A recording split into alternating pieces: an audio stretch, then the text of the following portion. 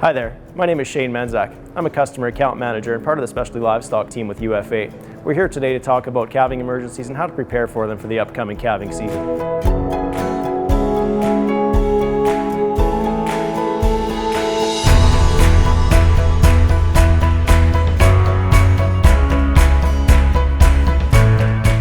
Practicing veterinarian since 1981, dealing with large animals, primarily cattle, primarily beef cattle, and so have done had a lot of experience with obstetrics and calving and that sort of thing over the last 35 years basically that I've been in practice. I think the big thing about calving season is two things. We want to have the producer produce as many calves or deliver as many live calves as they can, and also prevent disease spread through the calves like scours and that sort of thing. So I think from a management standpoint, having a real good calving area that's clean, that he's cleaned out from the year before, is one really good beneficial thing.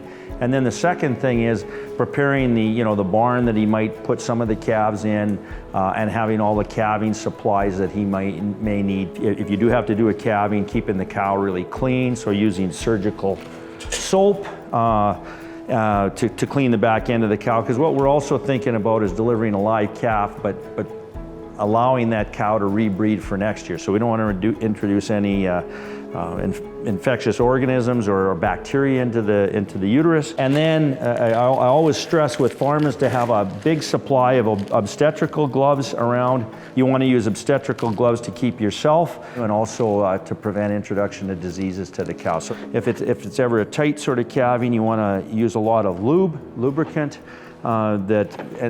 use copious amounts of it.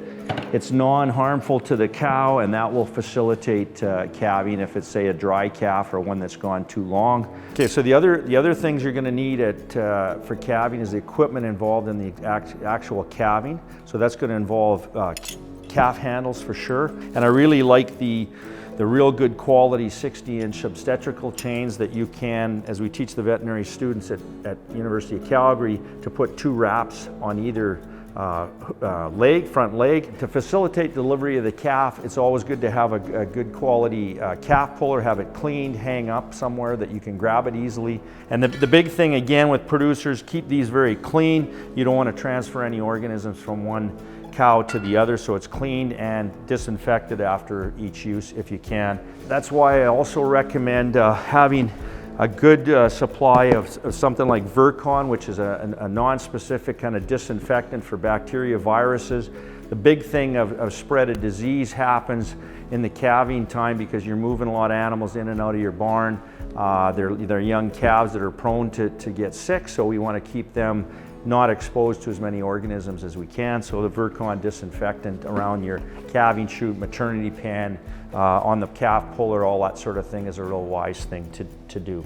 The one other piece of equipment that I also really recommend is an esophageal feeder. My rule of thumb is if you do assist and pull a calf, maybe it's going to be a little bit slow, maybe it's not going to get up and suck right away, because of either the pull or it's just gone a little too long. It doesn't hurt. You've already got the cow caught in the maternity pen to milk her out a little bit, get some colostrum, and then give it to the calf. One thing over the years, instead of the back-breaking job of carrying in calves from, because a lot of people in a stormy day may bring a cow-calf pair into the barn, is something like a sled, again disinfected after you pull the calf.